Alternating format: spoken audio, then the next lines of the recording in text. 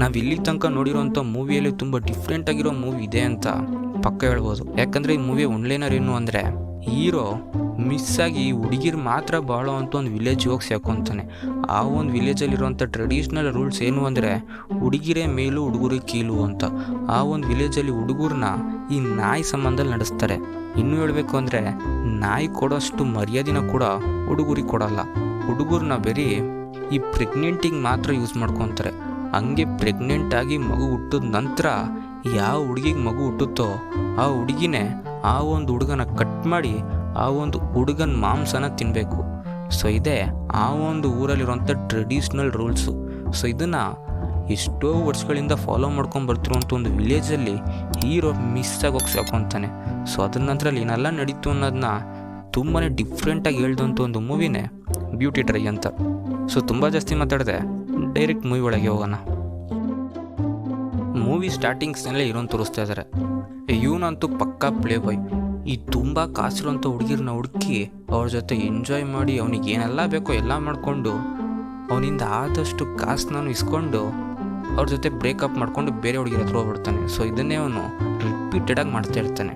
So ಇವನ ಪ್ರಕಾರ ಹುಡುಗಿರನ್ನೋರು tissue paper ಥರ ಯೂಸ್ ಮಾಡಿ ಮತ್ತೆ ಬಿಸಾಕ್ಬಿಡ್ಬೇಕು ಅಂತ.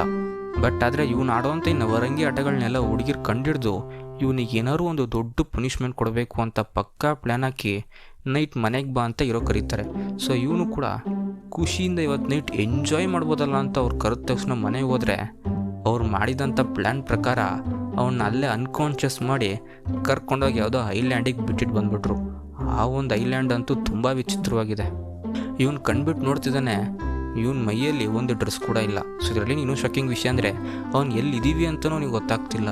ಎಲ್ಲಿ ನೋಡಿದ್ರು ಫುಲ್ ಆ್ಯಂಡ್ ಫುಲ್ ಮಣ್ಣು ಮಣ್ಣು ಮಣ್ಣು. ಎಲ್ಲಿ ನೋಡಿದ್ರು ಫುಲ್ ಆ್ಯಂಡ್ ಫುಲ್ ಇಟ್ಟು ಸ್ಯಾಂಡೇ ಇದೆ. ಎಲ್ಲಿ ನೋಡಿದ್ರು ಯಾರೂ ಕಾಣಿಸ್ತಿಲ್ಲ. ಆ ಕಡೆಯಿಂದ ಈ ಕಡೆ ನಡೀತಾನೆ, ಯಾರು ಕಾಣಿಸ್ತಾರ, ಯಾರ ಜೊತೆನಾದ್ರು ಮಾತಾಡೋಕ್ಕಾಗುತ್ತಾ, ಅಟ್ಲೀಸ್ಟ್ ಎಲ್ಲಿದ್ದೀವಿ ಅಂತನಾದ್ರು ಕೇಳೋಣ ಅಂತ. ಯಾರೂ ಕಾಣಿಸ್ತಾನೆ ಇಲ್ಲ. ಅಟ್ಲೀಸ್ಟ್ ಬಾಯಾರಿಕೆ ಹಾಕ್ದೆ ನೀರು ಕುಡಿಯೋಣ ಅಂತ ನೀರನ್ನಾರು ಹುಡುಕ್ತಾನೆ, ನೀರು ಸಿಗ್ತಿಲ್ಲ. ಹಿಂಗೆ ಆ ಕಡೆ ಈ ಕಡೆ ಅಂತ ಓಡಾಡಿ ಓಡಾಡಿ ಸುಸ್ತಾಗಿ ಒಂದು ಕಡೆ ಸುಮ್ಮನೆ ಬಂದು ನಿಂತಿರ್ತಾನೆ. ಅವಾಗ ಇವನ ಮುಂದೆ ಈ ಕಾರ್ಡ್ ಮನುಷ್ಯರ ಥರ ಇರುವಂಥ ಹುಡುಗಿರು ಬರ್ತಾರೆ. ಸೊ ಅವ್ರನ್ನ ನೋಡಿದ ತಕ್ಷಣ ಇವ್ರ ಹತ್ರನಾರು ಮಾತಾಡೋಣ, ಹೆಲ್ಪ್ ಕೇಳೋಣ ಅಂತ ಹೆಲ್ಪ್ ಮಾಡಿ ಅಂತ ಕೇಳ್ಕೊತಾನೆ. ಆದರೆ ಅವರು ಹೆಲ್ಪ್ ಮಾಡೋ ಬದಲು ಒಳ್ಳೆ ಹಂದಿನ ಕೋಲಲ್ಲಿ ಕಟ್ಕೊಂಡು ಎತ್ಕೊಂಡು ಹೋಗಂಗೆ ಇವನ್ನ ಎತ್ಕೊಂಡು ಹೋಗ್ತಾರೆ. ಸೊ ಇದನ್ನ ನೋಡಿದ ತಕ್ಷಣ ಹೀರೋಗೆ ಏನು ನಡೀತಿದೆ ಇಲ್ಲಿ ಅಂತಲೇ ಅರ್ಥ ಆಗ್ತಿಲ್ಲ. ಸೊ ನಂತರ ಅವನ್ನ ಅವರ ಒಂದು ವಿಲೇಜಿಗೆ ಕರ್ಕೊಂಡ್ಬರ್ತಾ ಇದ್ದಾರೆ. ಆ ಒಂದು ವಿಲೇಜಲ್ಲಿ ಆಲ್ಮೋಸ್ಟ್ ಅಲ್ಲಿ ಮೆಜಾರಿಟಿಯಲ್ಲಿ ಹುಡುಗಿರೇ ಇದ್ದಾರೆ. ಹುಡುಗರು ಒಂದಿಷ್ಟು ಜನ ಇದ್ದಾರೆ ಅಷ್ಟೇ. ಅಷ್ಟಿರುವಂಥ ಹುಡುಗರು ಕೂಡ ಆ ಹುಡುಗಿರಿಗೆ ಸರ್ವೆಂಟ್ ಕೆಲಸಗಳನ್ನ ಮಾಡ್ತಿದ್ದಾರೆ. ಆ ಒಂದು ವಿಲೇಜ್ ಪ್ರಕಾರ ಹುಡುಗಿರೇ ಮೇಲು, ಹುಡುಗರು ಅಂದ್ರೇ ಕೀಲು ಅಂತ. ಈ ಹುಡುಗರನ್ನ ನಾಯಿ ಸಂಬಂಧ ನಡೆಸ್ತಾರೆ. ಯಾಕಂದರೆ ಆ ಊರಿನ ಟ್ರೆಡಿಷ್ನಲ್ಲೇ ಅದೇ. ಸೊ ಈ ಥರ ದೂರಿಗೆ ಹೀರೋ ಬಂದು ತಗೊಳಕೊಂಬಿಟ್ಟ. ಅವನಿಗಂತೂ ಏನೂ ಅರ್ಥ ಆಗ್ತಿಲ್ಲ. ನಾನು ಹೆಂಗೆ ಬಂದು ಇಲ್ಲಿಗೆ ಅಂತಲೂ ಅವನಿಗೆ ನೆಟ್ಟಿಗೆ ಅರ್ಥ ಆಗ್ತಾ ಇಲ್ಲ. ಸೊ ಹಿಂಗೆ ಅವ್ನು ಯೋಚಿಸ್ತಿರ್ಬೇಕಾದ್ರೆ ಅವರೇ ತಯಾರಿಸ್ದಂಥ ಒಂದು ಶೆಡ್ ಒಳಗೆ ಕರ್ಕೊಂಡೋಗಿ ಇವನ್ನ ಬಿಟ್ಟು ಲಾಕ್ ಮಾಡಿಬಿಟ್ರು. ಇವನಂತೂ ಕಿರ್ಚ್ಕೊತಾನೆ, ನನಗೆ ಹೊರ ಬಿಡಿ ಅಂತ. ಆದರೆ ಅವರು ಕೇರೆ ಮಾಡ್ತಿಲ್ಲ. ಸೇಮ್ ಇವನ್ನ ಹೆಂಗೆ ಕೂಡಾಕಿದಾರೋ ಅದೇ ಥರ ಬಾಕ್ಸ್ ಆಗಿ ತುಂಬ ಜನನ ಕೂಡಾಕಿದ್ದಾರೆ. ಅದನ್ನೆಲ್ಲ ನೋಡ್ತಾ ಇದ್ದಾನೆ ಇವನಿಗಂತೂ ಅರ್ಥ ಆಗ್ತಿಲ್ಲ. ಅಟ್ಲೀಸ್ಟ್ ಪಕ್ಕದಲ್ಲಿರೋ ಹತ್ರ ಮಾತಾಡೋಣ ಅಂತ ಮಾತಾಡಿಸ್ತವನೆ, ಆದರೆ ಅವರಿಗೆ ಇವ್ನು ಮಾತಾಡೋದೇ ಅರ್ಥ ಆಗ್ತಿಲ್ಲ ಫಸ್ಟ್ ಆಫ್ ಆಲ್. ಸೊ ಅವಾಗ ಅಲ್ಲಿ ಆ ಒಂದು ವಿಲೇಜಲ್ಲಿ ಸ್ವಲ್ಪ ಫ್ರೀಯಾಗಿ ಈ ವಿಕೆ ಅಂತ ಒಬ್ಬ ತಿರುಗ್ತಾ ಇದ್ದಾನೆ. ಸೊ ಹೀರೋ ಅವನು ನೋಡಿದ ತಕ್ಷಣ ಇವನಾರು ಸ್ವಲ್ಪ ಓದ್ದಂಗೆ ಇದೆಯಲ್ಲ, ಇವನಿಗಾರು ನಾನು ಮಾತಾಡೋದು ನೆಟ್ಟಿಗೆ ಅರ್ಥ ಆಗುತ್ತೆ ಅಂತ ಮಾತಾಡಿಸ್ತಾ ಇದ್ದಾನೆ. ನಾನು ಇಲ್ಲಿದ್ದೀನಿ, ಯಾವ ಊರಿದು, ನಾನು ಹೆಂಗಿಲ್ಲಿ ಬಂದೆ ಅಂತ ಕ್ವೆಶ್ಚನ್ ಮೇಲೆ ಕ್ವೆಶ್ಚನ್ ಕೇಳ್ತಾ ಇದ್ದಾನೆ. ಅದಕ್ಕೊಂದು ವಿಕೆ ಸಿಂಪಲ್ಲಾಗಿ, ಟೈಮ್ ಇನ್ನೂ ಬಂದಿಲ್ಲ ಮಗು, ಬಂದಮೇಲೆ ನಾನು ಹೇಳ್ತೀನಿ, ಅಲ್ಲಿ ತನಕ ಇಲ್ಲೇ ಸುಮ್ಮ ಕುತ್ಕೋ ಅಂತ ಹೇಳಿ ಹೊರಟೋಗ್ಬಿಡ್ತಾನೆ. ಇದನ್ನು ಕೇಳಿದ ತಕ್ಷಣ ಹೀರೋಗೆ ಇನ್ನೂ ಸೀಟ್ ಜಾಸ್ತಿಯಾಗಿ ಕಿರ್ಚ್ಕೊತಾನೆ, ನನಗೆ ಹೊರಗೆ ಬಿಡ್ರಲ್ಲೇ ಅಂತ. ಅವತ್ತಿನ ನೈಟೇ ಆ ಒಂದು ಊರಲ್ಲಿ ಒಂದು ದೊಡ್ಡ ಪೂಜೆ ನಡೆಸ್ತಿದ್ದಾರೆ. ಆ ಒಂದು ಪೂಜೆ ಅಂತೂ ತುಂಬ ವಿಚಿತ್ರವಾಗಿದೆ. ಈ ಹುಡುಗರನ್ನೆಲ್ಲ ಕರ್ಕೊಂಬಂದು ಲೈನಾಗಿ ಕಟ್ಟಾಕಿದ್ದಾರೆ. ಸೊ ಅದರ ನಂತರ ಅವ್ರ ಮುಂದೆ ಒಂದು ಹುಡುಗಿ ಬಂದು ಮೆಂಟಲ್ ಥರ ಡ್ಯಾನ್ಸ್ ಆಡ್ತಾಳೆ. ಅವಳು ಡ್ಯಾನ್ಸ್ ಆಡಿ ಮುಗಿಸಿದ ನಂತರನೇ ಆ ನಿಲ್ಸಿರೋಂಥ ಹುಡುಗರಿನ ಮೇಯ್ನ್ ಪಾರ್ಟ್ಗಳನ್ನ ಕಟ್ ಮಾಡ್ತಾಳೆ. ಇದನ್ನು ನೋಡಿದ ತಕ್ಷಣ ಹೀರೋಗಂತೂ ಫುಲ್ ಆ್ಯಂಡ್ ಫುಲ್ ಶಾಕ್ ಆಗೋಗ್ಬಿಡ್ತು. ಹಂಗೆ ಕಟ್ ಮಾಡ್ಕೊಂಡು ಹೀರೋ ಟರ್ನ್ ಬಂದ ತಕ್ಷಣ ನನ್ನ ಸಾವು ಇಲ್ಲೇ ಅಂತ ನನ್ನ ಮಗ ಮೈಂಡಲ್ಲಿ ಫಿಕ್ಸೇ ಮಾಡ್ಕೊಂಬಿಟ್ಟ. ಸೊ ಅವಾಗ ರಾಣಿ ಸಡನ್ನಾಗಿ ಸ್ಟಾಪ್ ಮಾಡಿ ಹೀರೋನ ತನ್ನ ರೂಮಿಗೆ ಬರೋಕ್ಕೆ ಹೇಳ್ತಿದ್ದಾಳೆ. ಸೊ ಅದ ನಂತರ ಹೀರೋ ಈ ಟೆನ್ಷನ್ ಆದ ಸಿಚುವೇಶನಲ್ಲೂ ಆರಾಮಾಗಿ ಕೂಲಾಗಿ ರಾಣಿ ಜೊತೆ ಎಂಜಾಯ್ ಮಾಡ್ಬೋದು ಇವತ್ತಿನ ನೈಟು ಅಂತ ಕರೆದಲ್ಲ ಅಂತ ಹೋಗ್ತಾನೆ. ಹೋದ ತಕ್ಷಣ ಅವಳು ರಾಣಿ ಏನೂ ಮಾಡಿದೆ ಇವನ್ ಬ್ಯಾಕಿಗೆ ಬೆಂಕಿ ಇಟ್ಟು ಕಳಿಸ್ಬಿಟ್ಲು. ಸೊ ಇನ್ ದಟ್ ಈ ಒಂದು ಕಾರಣದಿಂದ ಅವನಿಂದ ನೆಟ್ಟಿಗೆ ನಡೆಯೋದಕ್ಕೆ ಕೂಡ ಆಗ್ತಿಲ್ಲ. ಅದನ್ನ ನೋಡಿ ಅಲ್ಲಿರೋಂಥ ಎಲ್ಲ ಹುಡುಗಿರು ಬಿದ್ದಿ ನಗಾಡುತ್ತಾರೆ. ರಾಣಿ ಕರೆದ್ಲಲ್ಲ ಅಂತ ಆಸೆಯಿಂದ ಹೋದರೆ ನನಗೆ ಈ ಥರ ಪರಿಸ್ಥಿತಿಗೆ ತೊಗೊಂಬಂದು ನಿಲ್ಲಿಸ್ಬಿಟ್ಲಲ್ಲಪ್ಪ, ಏನು ನಡೀತಿದೆ, ಏನು ಊರಿದು ಅಂತ ಹೀರೋ ಮತ್ತೆ ತಲೆ ಕೆಡಿಸ್ಕೊತಿರ್ಬೇಕಾರೆ ಆ ಊರಲ್ಲಿರೋಂಥ ಗುರೂಜಿ ಹೀರೋನ ಕರಿತಾ ಇದ್ದಾಳೆ. ಸೊ ಅದ್ರ ನಂತರ ಕರೆದ್ಲಲ್ಲ ಅಂತ ಹೋದರೆ ಅವಾಗ ಅವಳೊಂದು ವಿಷಯನ ಹೇಳ್ತಾ ಇದ್ದಾಳೆ, ಏನು ಅಂದರೆ ನೀನು ದೈವ ಮಗು, ಸೊ ಆ ಒಂದು ಕಾರಣದಿಂದ ನೀನು ರಾಣಿನ 3 ತಿಂಗಳೇ ಪ್ರೆಗ್ನೆಂಟ್ ಮಾಡಬೇಕು ಅಂತ ಹೇಳ್ತಾಳೆ. ಸೊ ಇದನ್ನು ಕೇಳಿದ ತಕ್ಷಣ ಹೀರೋಗೆ ಶಾಕ್ ಆಗೋಗ್ಬಿಡ್ತು. ಸೊ ಅದ್ರ ನಂತರ ಅಲ್ಲಿದ್ದಂಥ ವಿಕೆ ಡೀಟೇಲಾಗಿ ಏನೆಲ್ಲ ವಿಷಯ ಇದೆ ಅಂತ ಎಕ್ಸ್ಪ್ಲೇನ್ ಮಾಡ್ತಾ ಇದ್ದಾನೆ. ಹೀರೋ ಇನ್ನು 3 ತಿಂಗಳಲ್ಲೇ ರಾಣಿನ ಪ್ರೆಗ್ನೆಂಟ್ ಮಾಡಬೇಕು. ಅಕಸ್ಮಾತ್ ಹಂಗೇನಾದ್ರು ಪ್ರೆಗ್ನೆಂಟ್ ಮಾಡಲಿಲ್ಲ, ಇವನ ಕೈಯಿಂದ ಆಗಲಿಲ್ಲ ಅಂದರೆ ಇವನ್ನ ಸಾಯಿಸ್ಬಿಡ್ತಾರೆ. ಅಕಸ್ಮಾತ್ ಇವನೇನಾದ್ರು ಪ್ರೆಗ್ನೆಂಟ್ ಮಾಡಿದ್ರೂ ಕೂಡ ರಾಣಿಗೆ ಮಗು ಹುಟ್ಟಿದ ನಂತರ ರಾಣಿ ಅವಳ ಕೈಯಲ್ಲೇ ಇವನ್ನ ಸಾಯಿಸಿ ಇವನ್ ಮಾಂಸನ ಅವಳು ತಿಂತಾಳಂತೆ. ಈ ಊರಿನ ಟ್ರೆಡಿಷ್ನಲ್ ಇದೆ ಅಂತ ಆ ಒಂದು ವಿಕೆ ಹೇಳ್ತಾನೆ. ಇದನ್ನು ಕೇಳಿದ ತಕ್ಷಣ ಹೀರೋ ಹೆಂಗಿದ್ರು ನಾನು ಸಾಯೋದಂತ ಗ್ಯಾರಂಟಿನೇ ತಾನೆ ಅಂತ ತಲೆ ಕೆರ್ಕೊತಾನೆ. ಸೊ ಹಿಂಗೆ ಅಲ್ಲಿ ಸೀನ್ ಕಟ್ ಮಾಡಿದ್ರೆ ನೆಕ್ಸ್ಟ್ ಸೀನಲ್ಲೇ ಆ ಊರಿನ ಮಾರ್ಕೆಟ್ನ ತೋರಿಸ್ತಿದ್ದಾರೆ. ಈ ಮಾರ್ಕೆಟ್ಗಳಲ್ಲಿ ತರಕಾರಿನ ವ್ಯಾಪಾರ ಮಾಡ್ದಂಗೆ ಅಲ್ಲಿ ಈ ಹುಡುಗರನ್ನ ವ್ಯಾಪಾರ ಮಾಡ್ತಾ ಇದ್ದಾರೆ. ಅದು ಹೆಂಗೆ ಅಂದರೆ ಹುಡುಗಿರೆಲ್ಲ ಗುಂಪಲ್ಲಿ ಬಂದು ನಾನು ಟೊಮೊಟೊ ಕೊಡ್ತೀನಿ, ನಾನು ಬೀಟ್ರೋಟೊ ಕೊಡ್ತೀನಿ, ನಾನು ಕ್ಯಾರೆಟ್ ಕೊಡ್ತೀನಿ, ಅವ್ನು ನನಗೆ ಬೇಕು ಇವ್ನು ನನಗೆ ಬೇಕು ಅಂತ ಈ ತರಕಾರಿಗಳನ್ನ ಎಕ್ಸ್ಚೇಂಜ್ ಮಾಡೋ ಮೂಲಕ ಹುಡುಗರುಗಳನ್ನ ಕರ್ಕೊಂಡು ಹೋಗ್ತಿದ್ದಾರೆ. ಯಾಕೆ ಅಂದರೆ ಅವ್ರ ಮನೆ ಸರ್ವೆಂಟ್ ಕೆಲಸಕ್ಕೋಸ್ಕರ ಹುಡುಗರನ್ನ ಹಿಂಗೆ ಕರ್ಕೊಂಡು ಹೋಗ್ತಿದ್ದಾರೆ. ಇದರಲ್ಲಿ ಇನ್ನೂ ಶಾಕಿಂಗ್ ವಿಷಯ ಅಂದರೆ ಒಂದು ಹುಡುಗಂಗೆ 2 ಹುಡುಗಿರು ಜಗಳ ಬೇರೆ ಆಡ್ತಾರೆ. ಸೊ ಇದು ನೋಡಿದ ತಕ್ಷಣ ಹೀರೋ ನಾನೇ ತುಂಬ ದೊಡ್ಡ ಹೀರೋ ಅನ್ನಂಗೆ ಆ ಒಂದು ಪ್ರಾಬ್ಲಮ್ನ ಸಾಲ್ವ್ ಮಾಡೋಕೆ ಮುಂದೆ ಬರ್ತಿದ್ದಾನೆ. ಅದನ್ನು ಸಾಲ್ವ್ ಮಾಡೋದಕ್ಕೆ ಟ್ರೈ ಕೂಡ ಮಾಡ್ತಾನೆ. ಆದರೆ ಅಷ್ಟರಲ್ಲೇ ಅಲ್ಲಿದ್ದಂಥ ಮಾರ್ಕೆಟಿನ ಹೆಡ್ ಬಂದ್ಬಿಟ್ಟು ನೀನು ಆಫ್ಟ್ರಾಲ್ ಒಂದು ಹುಡುಗಿರಾದ ನಮಗೆ ಅಡ್ವೈಸ್ ಮಾಡ್ತೀಯ ಅಂತ ತಲೆಗೆ 2 ಕೊಟ್ಟು ಮುಚ್ಕೊಂಡು ಹೋಗಲ್ಲ ಅಂತ ಕಳಿಸ್ಕೊಟ್ಬಿಟ್ಲು. ಸೊ ಇನ್ ದಟ್ ಅದಕ್ಕೆ ಹೀರೋ ಇಷ್ಟೆಲ್ಲ ನಡೀತಲ್ಲ ಅಂತ ಫುಲ್ ಆ್ಯಂಡ್ ಫುಲ್ ಸ್ಯಾಡಾಗಿ ಸುಮ್ಮ ಕೂತಿದ್ದಾಗ ಅವಾಗ ವಿಕೆ ಬಂದು ಅವನ ಒಂದು ಬ್ಯಾಕ್ ಸ್ಟೋರಿನೂ ಹೇಳ್ತಾನೆ. ಅವನ ಸ್ಟೋರಿ ಏನು ಅಂದರೆ ಇವನು ಒಂದು ಆರ್ಕೋಲಜಿಸ್ಟ್, ಒಂದು ರಿಸರ್ಚ್ನ ಮಾಡೋಕ್ಕೋಸ್ಕರ ಇವನು ಮತ್ತು ಇವನ ಜೊತೆ ಒಂದಿಷ್ಟು ಸೈಂಟಿಸ್ಟ್ಗಳು ಈ ಒಂದು ವಿಲೇಜಿಗೆ ಬಂದಿದ್ದಾರೆ. ಬಟ್ ಆದರೆ ಬಂದು ಮಿಸ್ಸಾಗಿ ಈ ನನ್ನ ಮಕ್ಳ ಕೈಲಿ ಸೇರ್ಕೊಂಡ್ಬಿಟ್ಟಿದ್ದಾರೆ. ಇಲ್ಲಿಂದ ತಪ್ಪಿಸ್ಕೊಳ್ಳೋಕ್ಕೆ ಎಷ್ಟೋ ಟ್ರೈ ಮಾಡಿದ್ರು ಕೂಡ ಇವನಿಂದ ಮಾತ್ರ ಆಗಲೇ ಇಲ್ಲ. ಬಟ್ ಆದರೆ ಇವನ ಜೊತೆ ಬಂದಂಥ ಎಲ್ಲ ಸೈಂಟಿಸ್ಟು ಯಾವಾಗಲೂ ಸತ್ತೋಗ್ಬಿಟ್ರು. ಅದರಲ್ಲಿ ಇವನು ಮಾತ್ರ ಈಗ ಬದುಕಿದ್ದಾನೆ. ಸೊ ಅದು ಮಾತ್ರ ಅಲ್ಲದೆ ಇವನು ಎಷ್ಟೇ ಟ್ರೈ ಮಾಡಿದ್ರು ಕೂಡ ಈ ಒಂದು ವಿಲೇಜಿಂದ ತಪ್ಪಿಸ್ಕೊಳಕ್ಕೆ ಹೋಗ್ತಿಲ್ಲ. ಸೊ ಇದನ್ನೆಲ್ಲ ಅವನಿಗೆ ಹೇಳ್ತಿರ್ಬೇಕಾರೆ ಇನ್ನೊಂದು ವಿಷಯನೂ ಹೇಳ್ತಾ ಇದ್ದಾನೆ. ಏನಂದರೆ ಇವರಿಂದ ತಪ್ಪಿಸ್ಕೋಬೇಕು ಅಂದರೆ ಅದಕ್ಕೆ ಒಂದೇ ಒಂದು ದಾರಿ ಇದೆ. ಅದೇನೆಂದರೆ ಇವರ ನಂಬಿಕೆನ ಪಡಿಬೇಕು ಅಂತ ಹೇಳ್ತಾನೆ. ಸೊ ಇದನ್ನು ಕೇಳಿದ ತಕ್ಷಣ ಹೀರೋ ತುಂಬ ಗರ್ವದಿಂದ ಈ ಹುಡುಗಿರನ್ನ ನಂಬಿಸಿ ಮೋಸ ಮಾಡೋದ್ರಲ್ಲಿ ನನಗಿಂತ ಇನ್ಯಾರು PhDನೇ ಮಾಡಿರಲ್ಲ ಅಂತ ಸ್ವಲ್ಪ ಪ್ರೌಡಾಗಿ ಹೇಳ್ಕೊತಾನೆ. ಅದಕ್ಕೆ ವಿಕೆ ನೀನು ಏನೇ ತಲೆ ಕೆಳಗೆ ಮಾಡಿದ್ರು ಈ ಒಂದು ವಿಲೇಜಲ್ಲಿ ಏನೂ ನಡೆಯಲ್ಲ ಅಂತ ಹೇಳ್ತಿರ್ಬೇಕಾರೆ ಹೀರೋ ಸಿಂಪಲ್ಲಾಗಿ ನಾನು ಬರ್ಕೊಡ್ತೀನಿ, ಪಕ್ಕ ಇಲ್ಲಿರೋರನ್ನ ನಂಬಿಸಿ ನಾನು ಏಮಾರಿಸ್ತೀನಿ ಅಂತ ಏನೇನೋ ಹೇಳ್ಕೊಂಡು ಅಲ್ಲಿಂದ ಎದ್ದೋದ. ಸೊ ಇನ್ ದಟ್ ಅದರ ನಂತರ ಈ ಒಂದು ವಿಲೇಜಿನ ಬ್ಯಾಕ್ ಸ್ಟೋರಿ ಬಗ್ಗೆ ಹೇಳ್ತಿದ್ದಾರೆ. ಈ ಒಂದು ವಿಲೇಜಿನ ಬ್ಯಾಕ್ ಸ್ಟೋರಿ ಏನು ಅಂದರೆ ಹೆಚ್ಚು ಕಮ್ಮಿ ಒಂದು 3000 ವರ್ಷಗಳ ಹಿಂದೆ ಈ ಒಂದು ವಿಲೇಜ್ ಥರನೇ ಈ ಒಂದು ವಿಲೇಜನ್ನು ಸೇರಿಸಿ ಹೆಚ್ಚು ಕಮ್ಮಿ 7 ವಿಲೇಜಸ್ ಇತ್ತಂತೆ.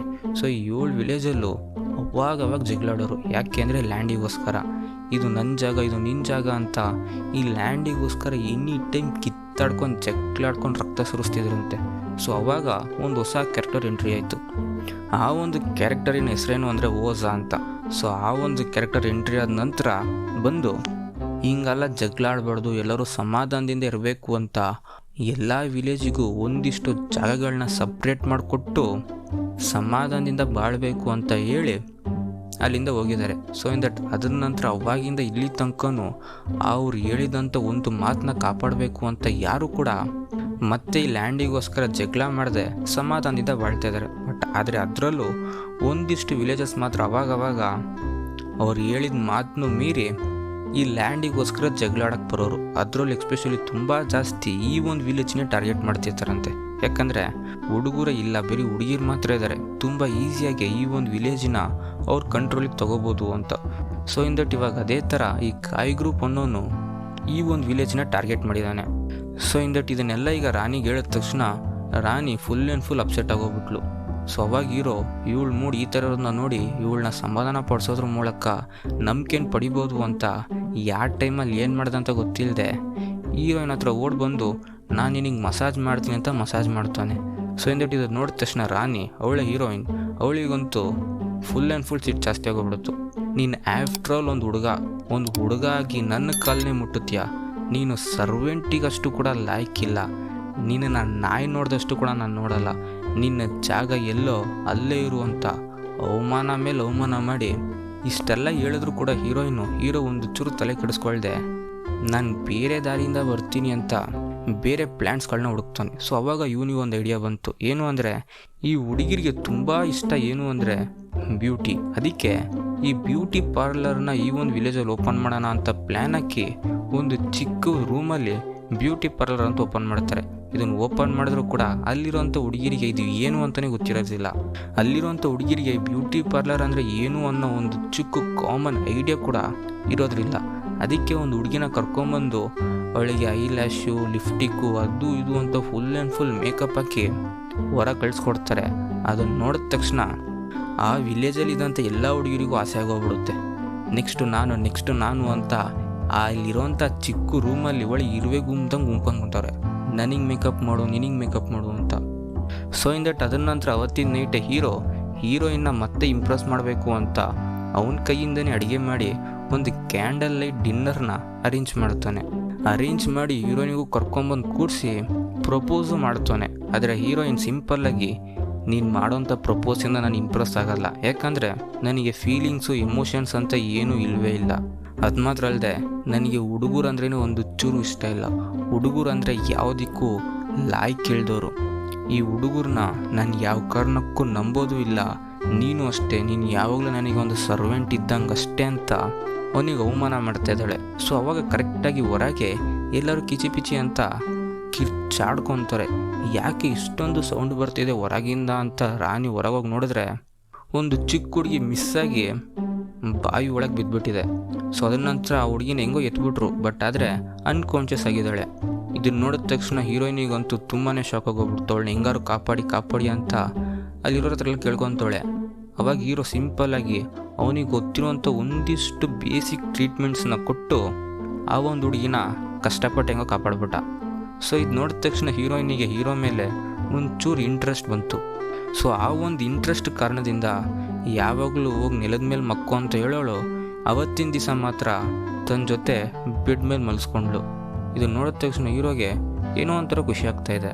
ಅದು ಮಾತ್ರ ಅಲ್ಲದೆ ಆ ಊರಲ್ಲಿರುವಂಥ ಎಲ್ಲ ಹುಡುಗಿರು ಕೂಡ ಹೀರೋನ ತುಂಬ ಅಪ್ರಿಷಿಯೇಟ್ ಮಾಡ್ತಾ ಇದ್ದಾರೆ, ಯಾಕಂದರೆ ಅವನು ಆ ಒಂದು ಹುಡುಗಿನ ಕಾಪಾಡೋದಕ್ಕೆ. ಅದು ಮಾತ್ರ ಅಲ್ಲದೆ ಆಲ್ಮೋಸ್ಟ್ ಆ ಊರಲ್ಲಿರುವಂಥ ಎಲ್ಲ ಹುಡುಗರು ಸಮಾನೆ ಅನ್ನೋವಂಥ ಒಂದು ಲೆವೆಲ್ಲಿಗೆ ಈ ಹುಡುಗರನ್ನ ನಡೆಸೋದಕ್ಕೂ ಸ್ಟಾರ್ಟ್ ಮಾಡಿದ್ರು. ಸೊ ಆವಾಗ ಆ ಟೈಮಲ್ಲೇ ಈ ಕಾಯ್ ಗ್ರೂಪ್ ಅನ್ನೋರಿನ ಅಟ್ರಾಸಿಟಿ ತುಂಬಾ ಜಾಸ್ತಿ ಆಗಿತ್ತು. ಅದಕ್ಕೆ ರಾಣಿ ಅಂಥದ್ದು ಏನು ನಡೀತಿದೆ ಹೊರಗೆ ಒಂದು ಸತ್ಯೋಗಿ ನೋಡ್ಕೊಂಬರೋಣ ಅಂತ ಅವರು ಮತ್ತು ಒಂದಿಷ್ಟು ಹುಡುಗಿರು ಅವತ್ತಿನ ನೈಟು ಹೊರಡೋಣ ಅಂತ ಪ್ಲ್ಯಾನ್ ಹಾಕಿದ್ರು. ಇದರಲ್ಲಿ ಇನ್ನೂ ಶಾಕಿಂಗ್ ವಿಷಯ ಅಂದರೆ ಅವತ್ತಿನ ನೈಟೇ ಹೀರೋ ಮತ್ತು ವಿಕೆ ಎಸ್ಕೇಪ್ ಆಗೋಕ್ಕೆ ಪ್ಲ್ಯಾನ್ ಹಾಕಿದ್ರು. ಸೊ ಅವಾಗ ಅವತ್ತಿನ ನೈಟು ಹೀರೋಯಿನ್ ಮತ್ತು ಒಂದಿಷ್ಟು ಹುಡುಗಿರು ಆ ಒಂದು ಊರಲ್ಲಿ ಇಳದೇ ಇರೋವಂಥ ಕಾರಣದಿಂದ ಆ ಊರಲ್ಲಿ ತುಂಬ ವರ್ಷದಿಂದ ಸಿಗಾಕೊಂಡಿರೋವಂಥ ಒಬ್ಬ ಅವ್ರನ್ನ ಹೆಂಗಾರು ರಿವೆಂಜ್ ತಗೋಬೇಕು ಅಂತ ಆ ಒಂದು ವಿಲೇಜಲ್ಲಿರುವಂಥ ಎಲ್ಲರೂ ಕುಡಿಯುವಂಥ ನೀರಲ್ಲಿ ವಿಷ ಕೊಡ್ತಾನೆ. ಸೊ ಈಗ ಹಂಗೆ ಈ ಕಡೆ ಹೀರೋಯಿನ್ ಅಲ್ಲಿ ಏನು ನಡೀತು ಅಂತ ನೋಡೋಕೆ ಹೋದ್ಲಲ್ವಾ.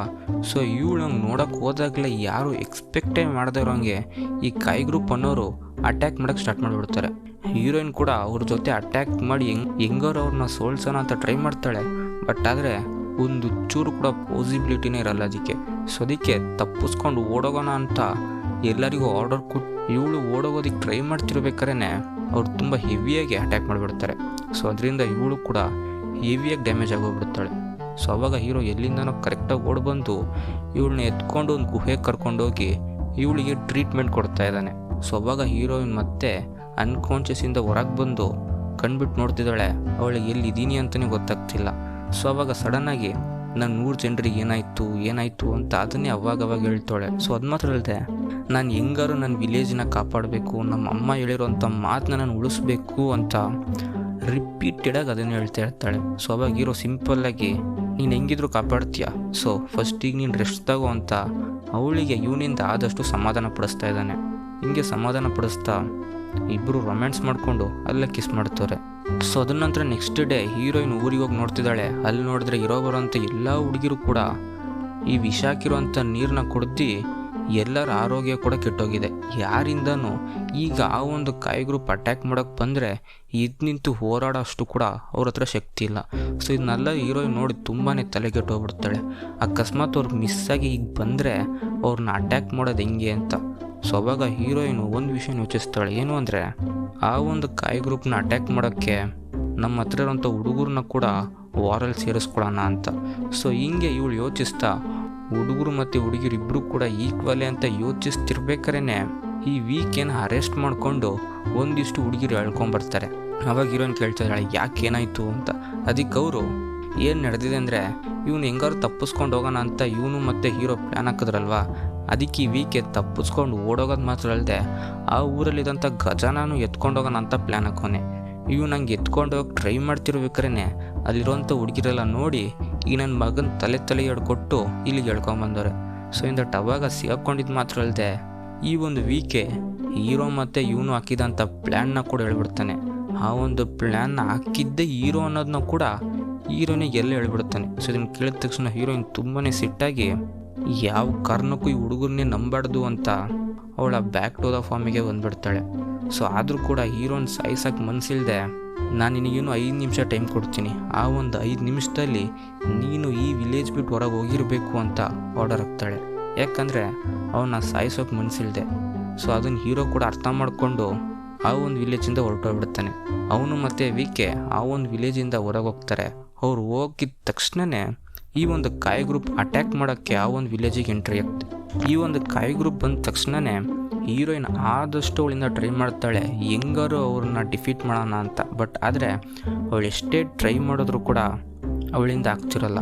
ಅವ್ರು ಬಂದಿದ್ದು ಒಂದು ಫ್ಯೂ ಮಿನಿಟ್ಸಲ್ಲೇ ಆ ಒಂದು ವಿಲೇಜ್ನ ತುಂಬ ಅಂದರೆ ತುಂಬಾ ಈಸಿಯಾಗಿ ಅವ್ರ ಕಂಟ್ರೋಲಿಗೆ ತೊಗೊಂಡ್ಬಿಡ್ತಾರೆ.